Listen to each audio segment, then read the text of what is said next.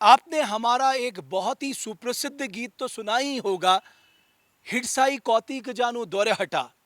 लेकिन कौतिक के अलावा अगर सब कुछ ठीक ठाक रहा, योजना के मुताबिक चला, तो द्वाराहाट आने वाले समय में पर्यटन का एक बड़ा केंद्र बन सकता है।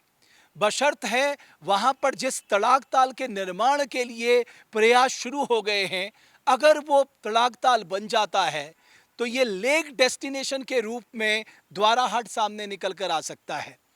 इस काम को लंबे समय से इस कोशिश में लगे हैं कि वो पर्यटन के पंख उस द्वाराहाट को लगे।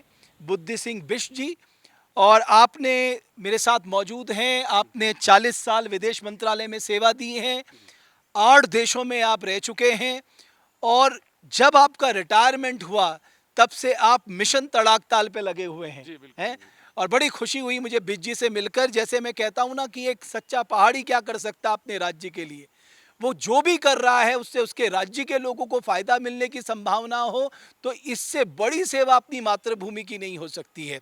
बहुत धन्यवाद बिश जी, और बड़ा बहुत-बहुत अच्छा लगा कि आपने उसे एक मिशन बना के रखा हुआ है। थोड़ा बताइए उस प्रोजेक्ट के बारे में कि क्या है और उससे क्या द्वाराहाट में बदलाव आएगा। तड़ाकताल एक ऐसा प्रोजेक्ट है जो कि करीब 2.6 किलोमीटर लंबाई में है और 300 मीटर चौड़ाई में एक सीजनल लेक है। जो सीजनल लेक जो है वो बारिश के दिनों में इतना पानी वहाँ जमा हो जाता है, और करीब 60 किलोमीटर का एनकैचमेंट एरिया है जहाँ से गगास नदी निकलती है। भटकोट की पहाड़ियाँ हैं, उसके पीछे पांडव खोली की पहाड़ियाँ हैं या कुकुरचिना की पहाड़ियाँ हैं। इसके अलावा भी पीछे मनबो देवी की पहाड़ियाँ हैं। इसके अलावा पीछे आपके खिड़ा खनसर के दूसरी तरफ को जो पहाड़ियाँ आती हैं, ये सब 60 किलोमीटर के वर्ग किलोमीटर के एरिया का सारा बारिश का पानी उसके में एक्यूमुलेट होता है, और वो सिर्फ 3 महीने रहता है।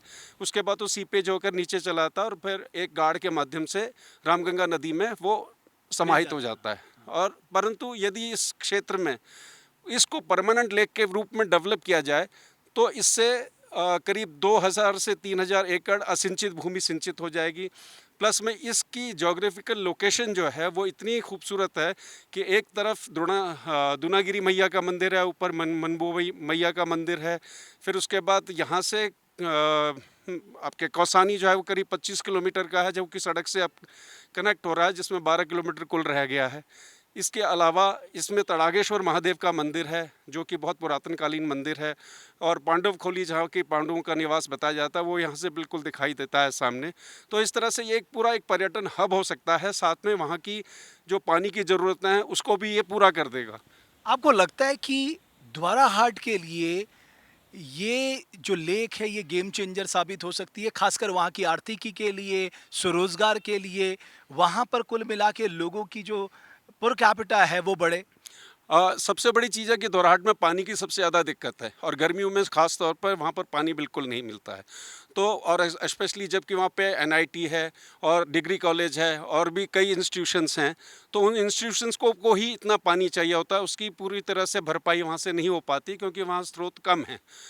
अगर तड़ाकताल का लेक पूरी तरह डेवलप हो जाता है तो इसमें साल भर पानी की आपूर्ति वहाँ हो सकती है। साथ ही जिन जगहों पर ये पानी जाएगा नल के माध्यम से, वहाँ पर जो असिंचित क्षेत्र हैं उनमें कम से कम सब्जी और इन चीज़ों के स्वरोजगार के लिए जो पानी की आवश्यकता है उसकी भी पूर्ति हो सकेगी। तो आपको लग रहा है ये आने वाले समय में ये एक रियलिटी बन जाएगा तड़ाकताल?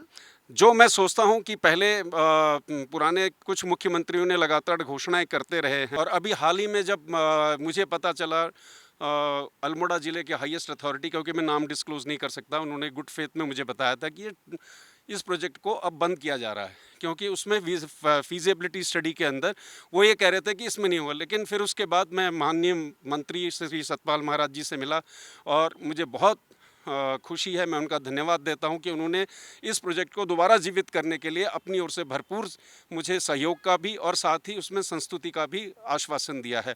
और उसी का नतीजा ये है कि अब ये जो प्रोजेक्ट है ये सिंचाई विभाग पूरी तरह से लेकर चल रहा है, और अब वाडिया इंटरनेशनल इंस्टीट्यूट को इस प्रोजेक्ट को दिया जा रहा है कि इसको पूरी तरह से सोशियो इकोनॉमिक डेवलपमेंट के लिहाज से, साथ में टूरिज़्म के लिहाज से और रोज़गार के लिहाज से इस क्षेत्र की को इस झील को बनाने के लिए उनके विचारों को माना जा रहा है। साथ ही भूवैज्ञानिक, भू सर्वे इत्यादि जो डिपार्टमेंट्स हैं उनका भी सहयोग लिया जा रहा है। चलिए बिजी, बहुत धन्यवाद। मैं मानता हूँ आपकी ये मेहनत ज़रूर रंग लाएगी और तड़ाकताल जो है वो ज़रूर ग्राउंड में दिखेगा और उससे द्वारा हाट उस पूरी एरिया में एक खुशहाली का माहौल आएगा, जो मूल मकसद है कि साहब वहाँ बदलाव आए।